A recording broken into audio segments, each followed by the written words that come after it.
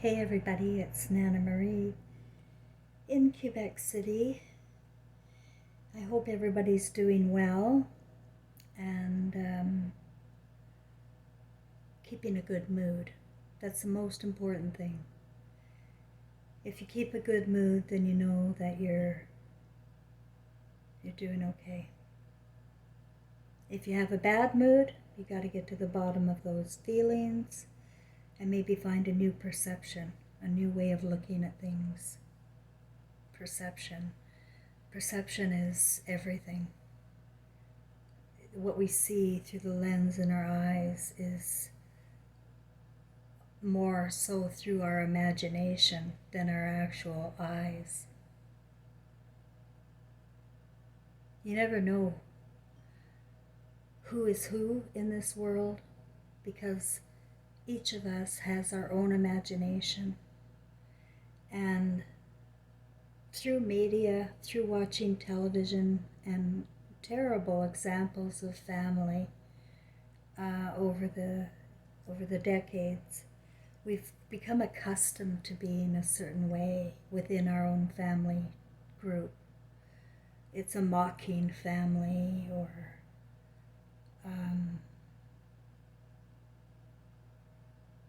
a family can become a cult, and as much as anything else out there can become a cult. But I promised on my journey that I was going to share all. That's my name, Share All.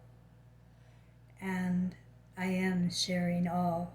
Now, if you're not interested in hearing what I am going through, because who cares? I don't blame you. But I'm just giving you forewarning that I'm not sharing all for my sake. I don't want your money. I sure don't want any pity. I just want to share my story because that's what I was commissioned to do. And my story is very spiritual, and relying on spirit and feelings is not easy when you're used to the life of data and facts and adding things up, and it always has to work out. And if it doesn't, then it's wrong. Well, there's a lot of gray area, I found out. There's a lot of different perceptions, different ways of seeing things. And the problem is when we deny our own perceptions, we ignore them because everybody else's perception is different. So, well, I must be wrong, right? We do that all the time. And believing in oneself has become virtually impossible around here in this world. So it's a satanic administration that has been around for 2,600 years in lockstep and working through and using education and media to form our brains and the way we think and what we see. And so that's why I often talk about, please don't just look at the surface of things.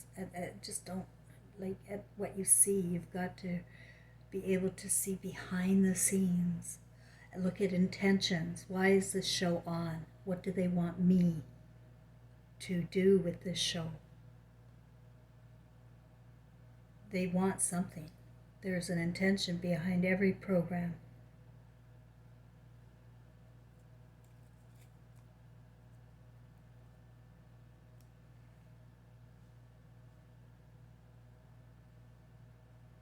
So what I was going to say were two things tonight.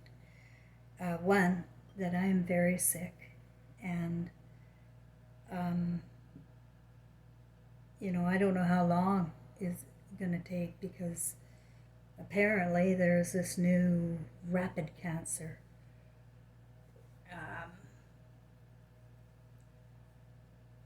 It's like my Aunt Pearl, she got lung cancer, and 3 weeks later she She passed on. Well, the neurocardio doctor that I saw at the hospital the other day called today to have me come back. In August, I'm going to go back. But as I was booking the appointment, I thought, oh, I don't know if I'm going to make it to August. Because, you know, the only remedy they have given me is these steroids, and I won't take them. And the pain in my bones is unbelievable. It's beyond anything I've ever felt. It's like my bones break every time I try to move. My bones are all stiff, and then I move one, and it feels like it's breaking.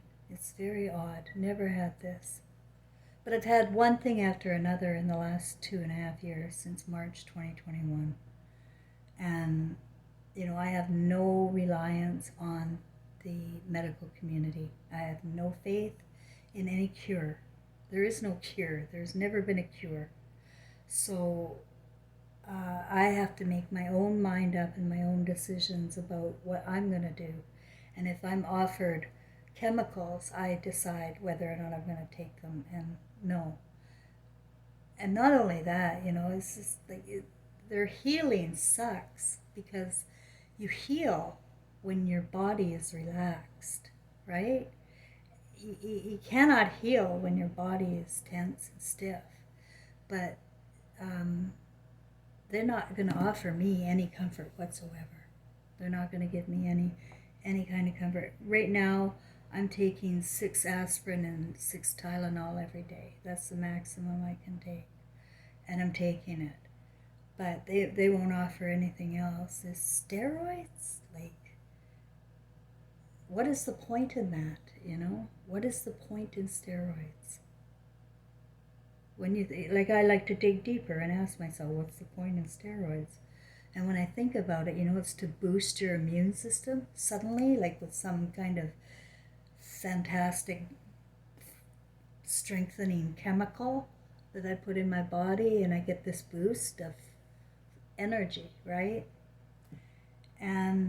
But it's not part of my biology. So it's something foreign to me. And that's why, no, I'm not. If it was a pill to help me relax my body, then yeah, that might work. But not something like this. I'm not into it. And so I was trying to pick up my cat today, and it was hard. So I hope this passes, as everything else has kind of passed, like the heart attacks, the stroke, the diarrhea, the rash. I've had everything. And it goes on for weeks or months sometimes. But then it goes away, and something new comes. Well, I told you the program going on is for depopulation, but I think they want some suffering to go on first. Because the Satanic Administration hates humanity. They hate us. They first divided the genders. And when you divide the genders, you've divided humanity, and you've just created a war. It's a war. That's why we have war. That's the whole reason.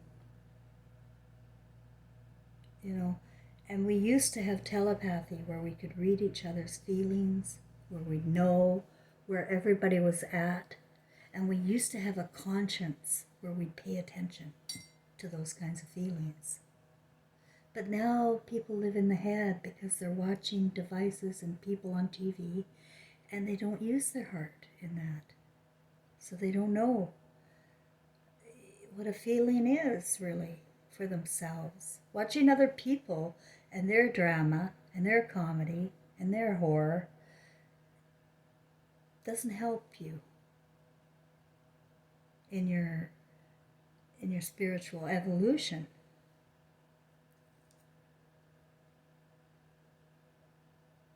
So there was that. I wanted to tell you that I will just give you a brief update on how my health is going on the video, you know.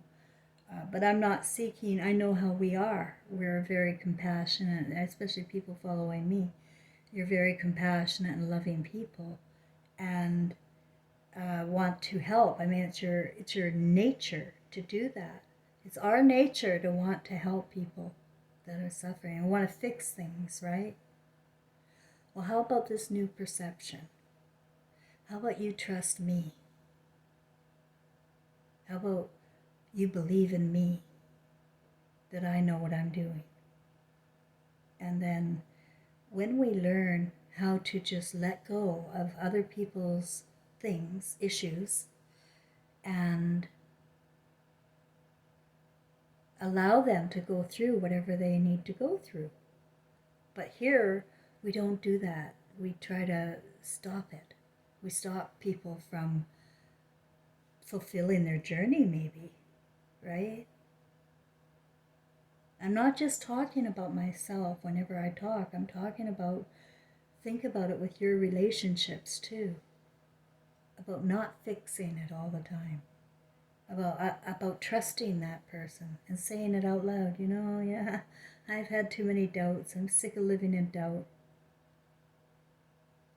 And just let it go. Let people go.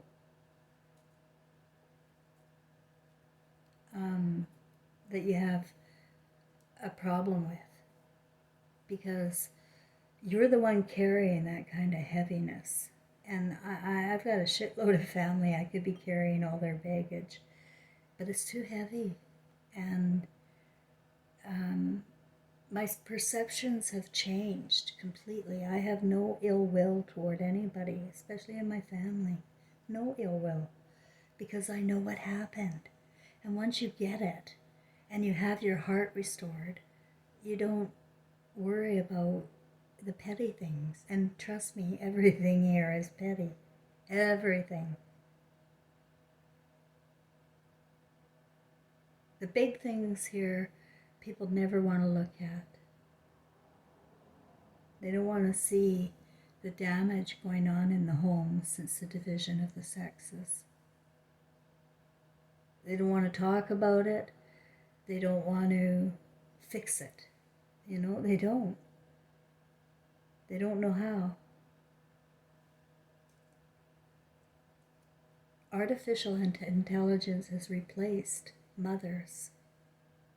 So people don't really know the comfort and love of a mother. They really don't.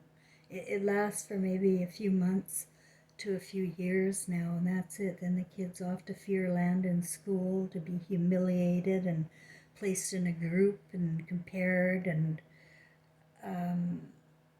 no, it's a nightmare. It's a nightmare here, starting at the get-go. And I can tell you that because I remember feeling it as a child. I have my eyes wide open to how I felt my whole life. The problem is I didn't get that until 2016. I had no idea how I felt or that it mattered, right? And it does. How I feel really, really matters.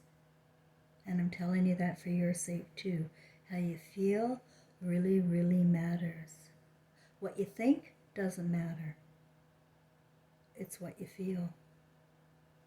So this was the second part, as well as telling you, I'm giving you updates on my health, is about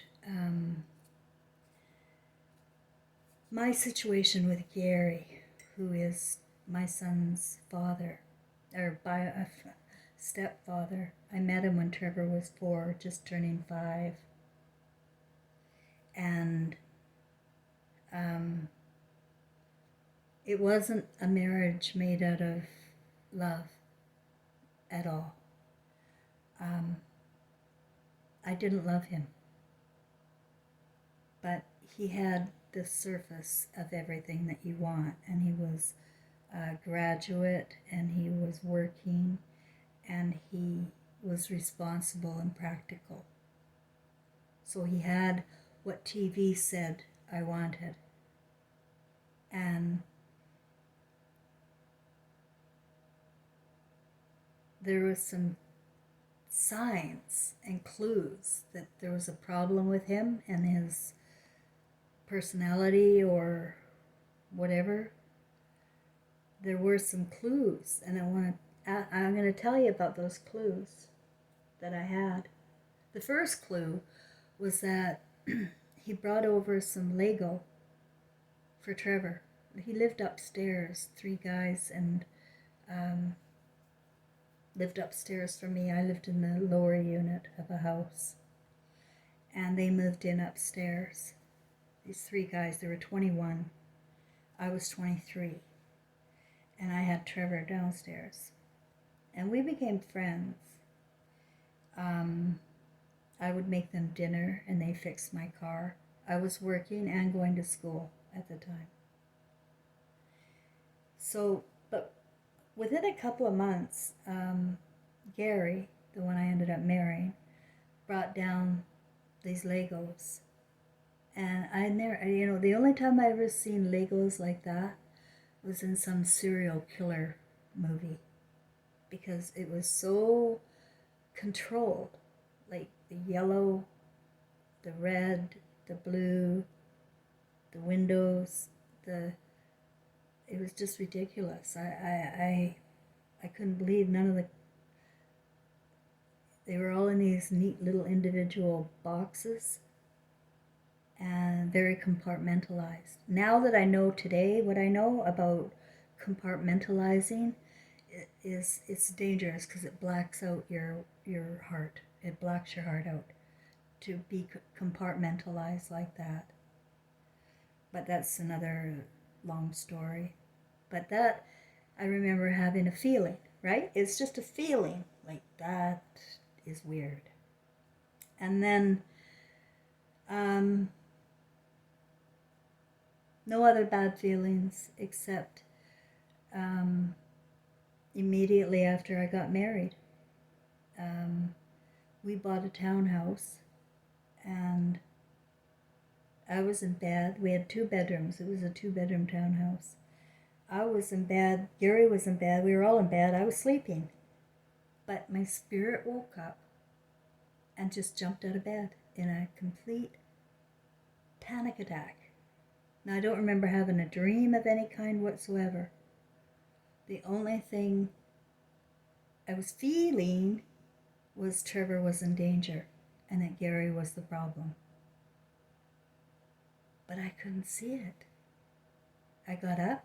I went down to Trevor's room. He was there, sleeping, fine. Other clues were, why did he marry me? I am not his type at all. First of all, I was a single mother. I was a very social, active woman. And I introduced him to all sorts of groups and people, and he really loved that. He really did love that. Because I also, because of my traumatic background of how my family kind of rejected me and abandoned me always, didn't really support me in any way, shape, or form, especially after I accused my stepfather of molesting me. That was it. I was called a liar thereafter.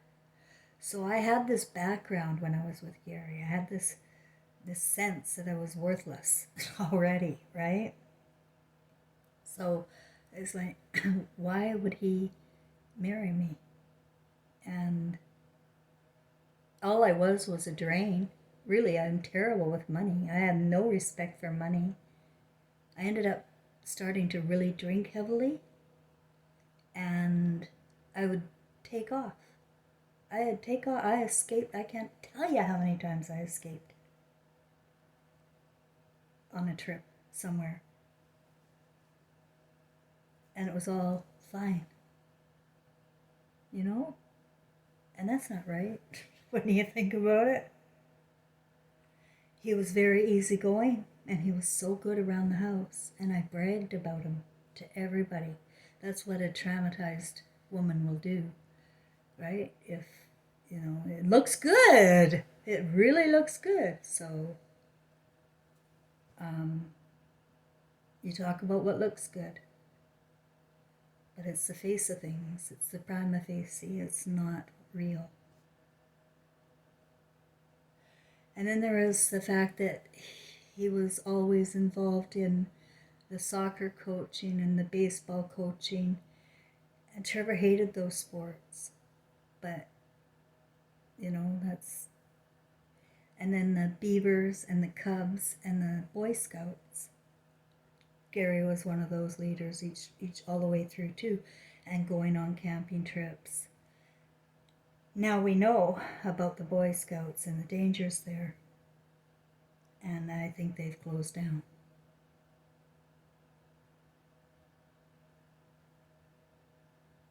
What is going on with these boy on boy things? What is going on? Because if you can't see things, and I didn't, I couldn't imagine that. That's why. I really couldn't imagine. Even when Trevor at 13 was caught, he went babysitting somewhere. And he was fiddling with these kids. 13 years old. I was crushed. I remember the feeling I had when Gary was sitting at the table, when the cop was there talking to us. Who introduced Trevor to this shit? I said. And Gary goes, yeah.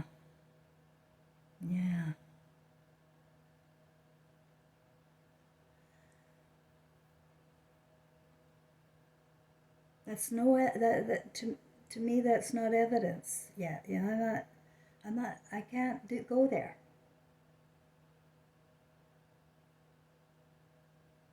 It was really gonna pop my bubble to go there. And then, but Gary was very popular amongst my family, and there's lots of kids. My siblings had children, and 2 or 3 each sibling. So we'd go camping quite frequently, or just to the beach or something. And, Gary was always very popular, and nobody seemed afraid or creeped out by him. Nobody. And neither was I. Everybody felt normal around him. But then there's Trevor at bedtime, and night after night, I would tuck him in. I tucked him in all the way through till he was 14 years old. And this is when he was 13. He was rubbing his chest so hard. It was making it bleed, and it created a huge scar right where his heart is. Right where his heart is. And it broke my heart. And trust me, I did ask Trevor over and over, is anyone messing with you? Did anyone ever mess with you? Because I was a counselor and I was abused. I didn't want that. And absolutely not, he said. And then the time I came home and something was going on at home, I didn't know what. Trevor was all of a sudden all furious and ran outside and tore our well down. It's like a decorative type well. That wasn't him. That was not my son. To be violent. And then another time when he was 16 and he was very on the verge of leaving for his addiction and prison life, he had sold his computer. I was heartbroken because he was a genius on the computer. He is a founding member of email. He was a bulletin system operator at 11 years old, way back. So, 81 or 82 even. He was giving up when he was 16. And I couldn't freaking figure out why. There's nothing wrong. What could be wrong? And of course, everybody points the finger at the kid, right? Well, it's his behavior. Look at his behavior. That's the face of things. That's just the face of things. That's not the truth. That's not the feeling.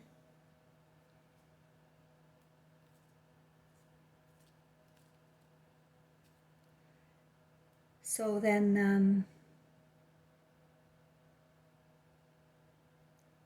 meanwhile, these are just things I'm remembering, like, since 2016. I had long forgotten all that. But in 2016, well, Trevor died in 2003, and he immediately came to my bed. And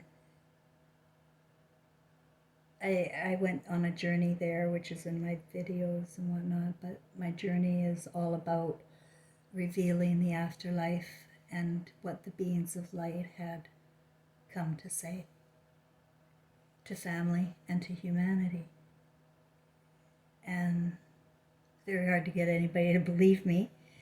My story is absolutely crazy because the perception is never going to come over and be like see my way, because there's too many history books with lies and media today that are full of lies. And so somebody with the truth comes along and it's not welcome. Trust me, it's not been welcome. But it's just ironic that with my own family, being so loud about what a lousy person I was for accusing my stepfather, right? And so accusing people is a problem for me. And, but there have been instances where I've had to, with a couple of cousins of mine, and then with Frank. You just, if you know something, you have to open up if you know, right? Like, hello, am I weird? But no, people don't care. They're more apathetic and into protecting people. That, everybody protects Gary. But wait, he hasn't been to court yet. No, he has not been convicted, right? Nobody's even going to look. I called the RCMP. No. That's the other thing. When I was leaving him in 2005, Trevor had been dead 2 years. And I had the feeling Trevor was trying to tell me that Gary was going to kill me. And I had to get out of there. I even called a transition house. I didn't know what was going on. It was all by feeling, right? But I had no concrete, nothing. Just feelings. But I ended up going just to the Ramada and then calling Gary from the Ramada Hotel and telling him I wanted a divorce. And that was a relief. He doesn't need me anymore. And I sure didn't need him. And so he even helped. We remained friends. All this pretense relationship, right? It was all pretense on his part. He's a covert psychopath. And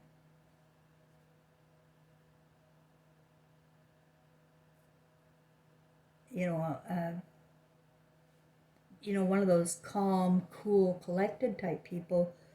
Oh, she's just crazy. And it's so easy to believe him.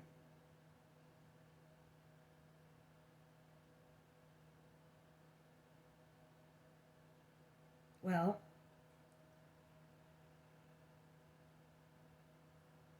after the beings of light downloaded me, I think Trevor was trying to tell me all that time, and then I told him in 2008, I think you have to go to the light. That's what happened. He died in 2003. He was around in 2007, and I said, Trevor, you have to go. You have to You have to go to the light. I'm worried that you're earthbound. And he went, like just like that. There's no more signs, nothing anymore. And I was with Frank at that time. But then in 2016, Frank had already been charged and convicted and served his time in prison for molesting my granddaughter by 2016. And he has not been able to stop making up for it.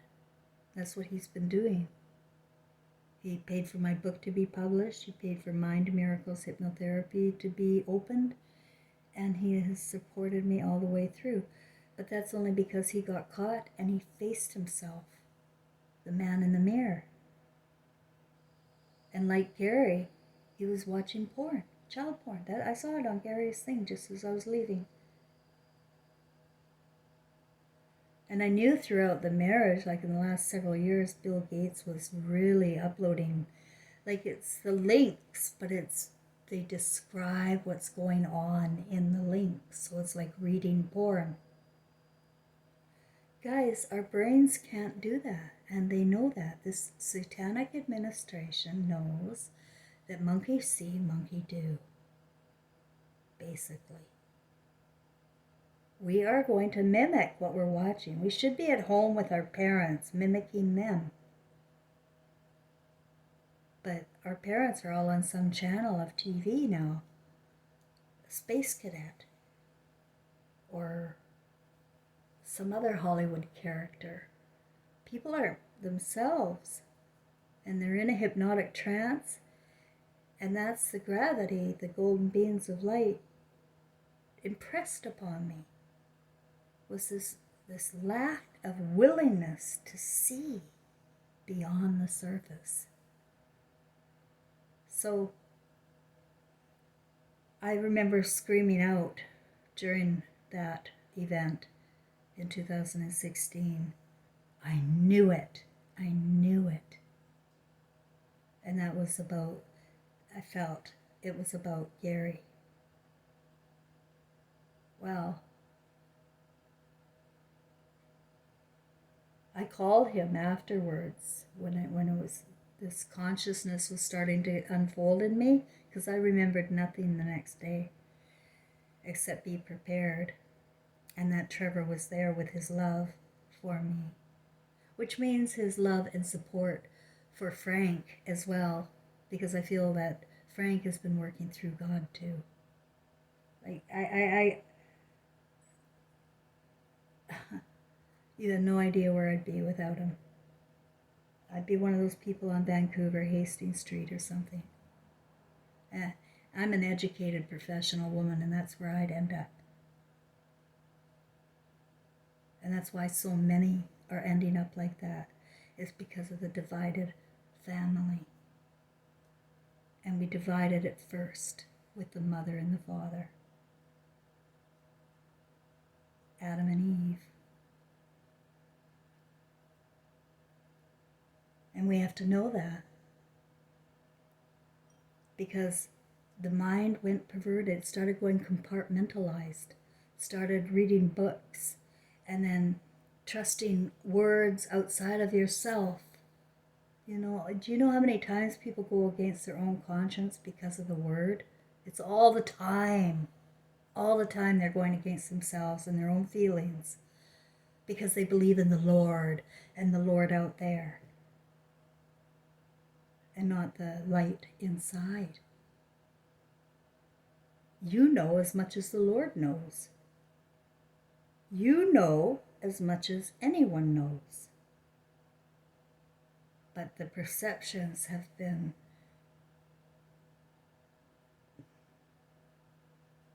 so dim and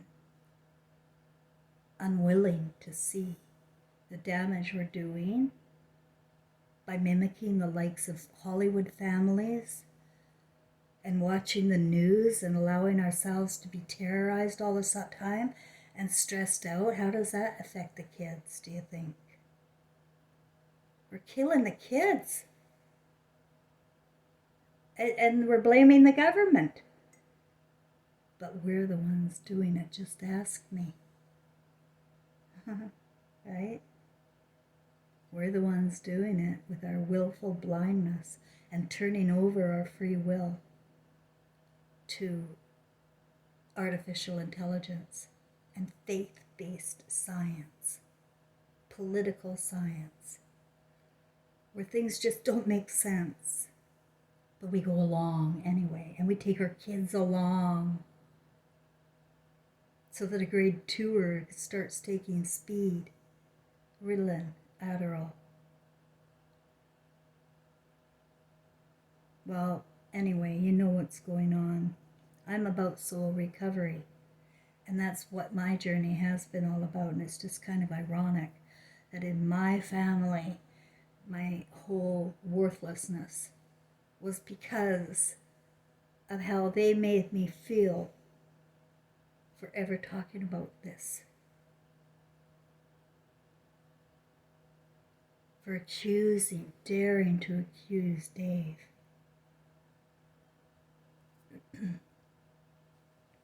People will find excuses and use words and thoughts to wipe you out. That's how easy it is here today. To make up stories in your head about other people so that you don't have to feel. But I am here in my journey telling you that even though you may be having emotional reactions all over the place, you're really not feeling if you don't know everything. If you can't tell the difference between fantasy and reality. And people can't anymore. You know, in general, I'm speaking generalities because I should. It's general. In general, people are just lost in delusion, and they don't know what other people are thinking or where they're at, and how can you blame them? Everybody's on a TV program, and their intelligence comes from liars. You know, think about that, eh? It's like if the media is lying today, it's always lied. Have we been to the moon? Right? And right there, that's it. You drop everything and you make media accountable, you make government accountable in a big way. You don't use one or two little scapegoats and tuck it away and say, well, the government took care of it for me. If they lied, well, somebody took care of it for me. Oh no. There's got to be a complete reckoning here. And not excuses anymore. I phoned Gary after this event, and I just screamed into the phone, no, no, no, no. And I can't tell you how I felt. And I accused him out loud on social media too. Now, if you're not one, wouldn't you call the cops about my harassment? Wouldn't you sue me? Nope.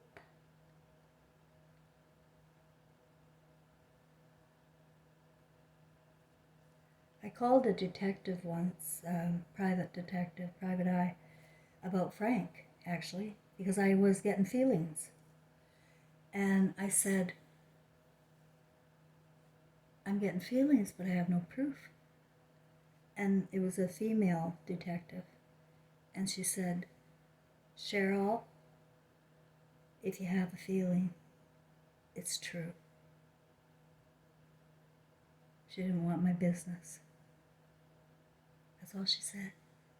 If you have a feeling, it's true.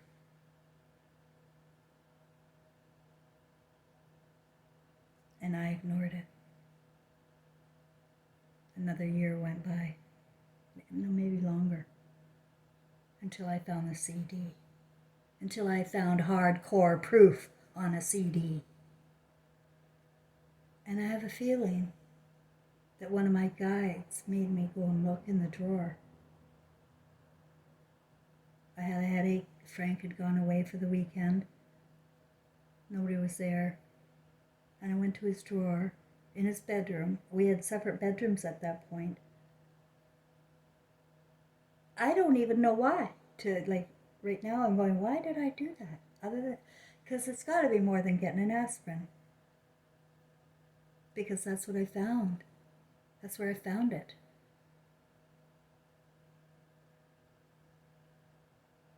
And so you may have feelings like I've had, and you don't want to tuck them away because you're going to face them. And I don't want you to face them too late.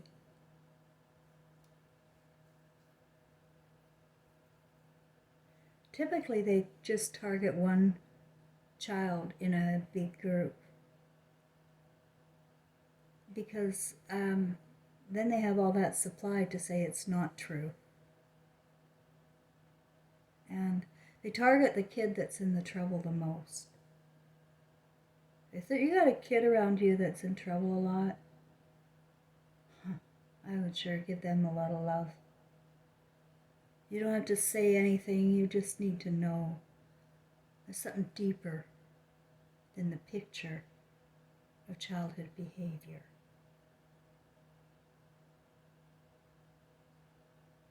And I couldn't protect my son. I didn't have the strength, I didn't have the support, and I didn't have the free will. My free will was taken from me.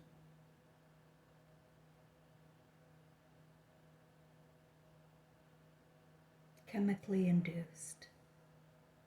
And I thought about it here, sitting here with my health problems. I've had nothing but trouble my whole life. I was going for blood work since I was 5. I had this anemia.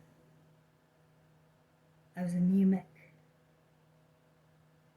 I'd faint. I always had fainting spells. And then after I had Trevor, they told me I had endometriosis, and I was lucky I had him so young. I would never have had a child after that, after 20. By the way, my uterus was being eaten away by scar tissue. That's what they give it a fancy name, but it's scar tissue coming out of your universe. Maybe that's it. That was a fraudulent slip, eh, doctor? But out of your uterus is it's just falling apart. You should look up that disease. So many women have it. Why? Why? Why? Also, those breast fibroids, same thing. Like tumors in your boobs, and they're so painful and big, and you can't do anything about it apparently. It just goes on and on. The times I've been to the doctor until the 90s when the antidepressants and all that came out, and that helped a bit, shut me up. That makes the feelings go away, right? But that's not dealing with the problem. That's not dealing with the feelings. That's not getting to the bottom of anything. That's the face of things. And that's the horror show that we're going to be watching when we cross over, is how much we missed when we don't dig deeper and trust our feelings. So even today, you don't know how hard it was for me to believe that about Gary, because I don't have any evidence other than what I just told you, and maybe a few other feelings I've had along the way. Well, what do you think? I mean, would you think so? I don't know, maybe I am batshit crazy. But I know my son. And I know that all you'd have to tell him was, I'll kill your mom if you say anything. Ever. Because I know how much my son loves me and always has. And our children do love us unconditionally. And they do try to protect us because I protected my mother. I didn't tell her about my stepfather until after they were separated. we protect one another. That's our natural way, is to protect one another for feeling's sake. But it's all wrong here. Is who's protecting the kids? It's all upside down, where the kids are protecting the parents, and parents are feeding them to the wolves, at least in my case, and so many others that I've seen. I'm a counselor. I know what's going on out there. And we want to talk about the satanic idol stars and what they do and the human trafficking. But who wants to look at home? Who wants to face the unthinkable? Not too many. But here I am.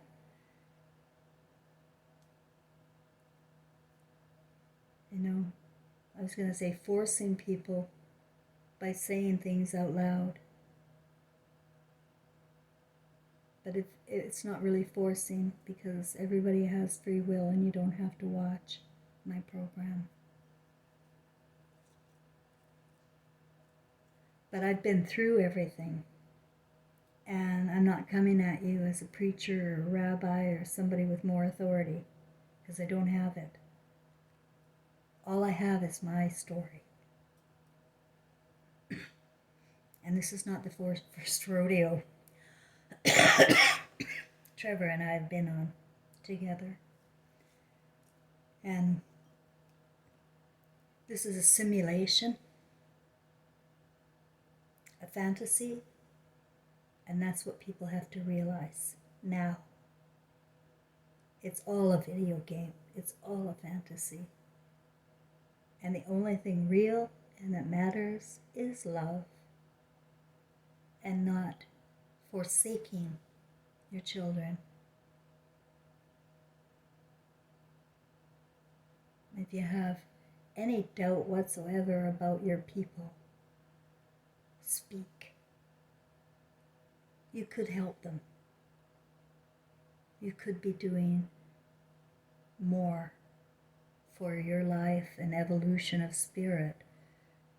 Now is the time, I feel, that we could do so much. I am doing so much for my spirit by stepping out of my comfort zone, talking about things maybe I don't want to talk about, doing things I don't want to do.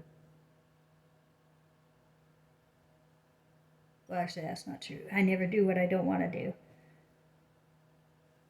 I go with my spirit. I keep my body relaxed. I keep stress out of my life. And this is more healing than any chemistry for our biology. You need to relax the body. And you can use your meditation to imagine yourself healthy. Because the imagination is the manifester. And since we walked into the Garden of Eden, we've been manifesting a snake pit, and it just keeps getting worse. It just keeps getting worse. It's not going to get better. The feminine spirit's leaving Earth, and we're left with the alpha. We're left with, women wannabes, I guess, but that's the news. Is the stars are leaving, and life will carry on with the ones that are trapped here. Right? The ones that are trapped here, it's going to carry on until the seas run dry, I guess. But if you think it's going to get better, it's not. Not here. It's not going to get it's going to be much worse. Because we've been willfully allowing other people to do our jobs, to be God, to take care of us, instead of us taking care of us. We leave it to other people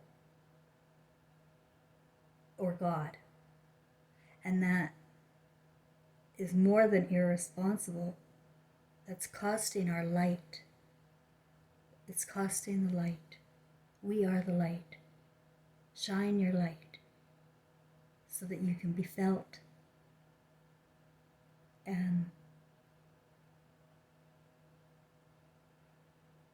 it's impossible to shine your light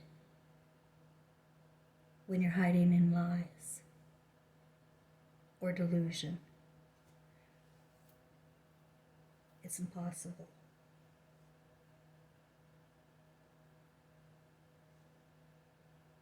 I think that's all.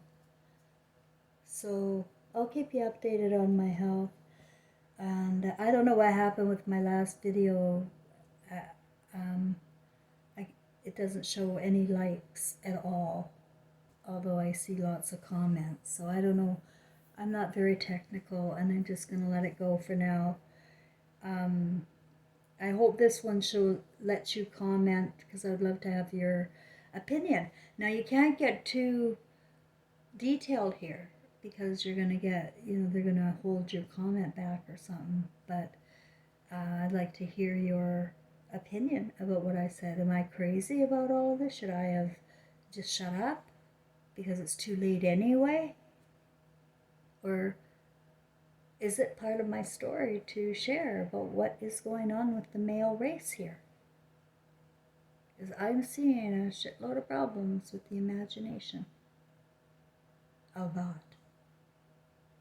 If it's not BDSM or rape fantasies or virgin fantasies, or it gets worse from there. And honey, and then with the drugs and people removed from conscience by watching cartoons and thinking it's okay to talk to people like you do, it's just impossible for me to see. So show me, tell me, what do you guys think? Am I the only one still, concerned? Are you concerned at all? That's what I'd like to know. Okay, everybody. Thanks for listening, and I'll try and do a video tomorrow, but likely I will only do them every few days from now on. I'm just gonna do more music, more poetry, and spend time with my cat. But at the meantime, I still like to share the story I have, as well as my messages from the beings of light and my guides.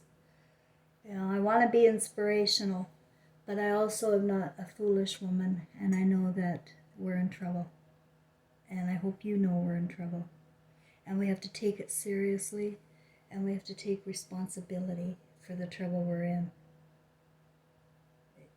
Finger pointing and blaming the government is not going to save you in your personal story. At the end of the day, we all go alone.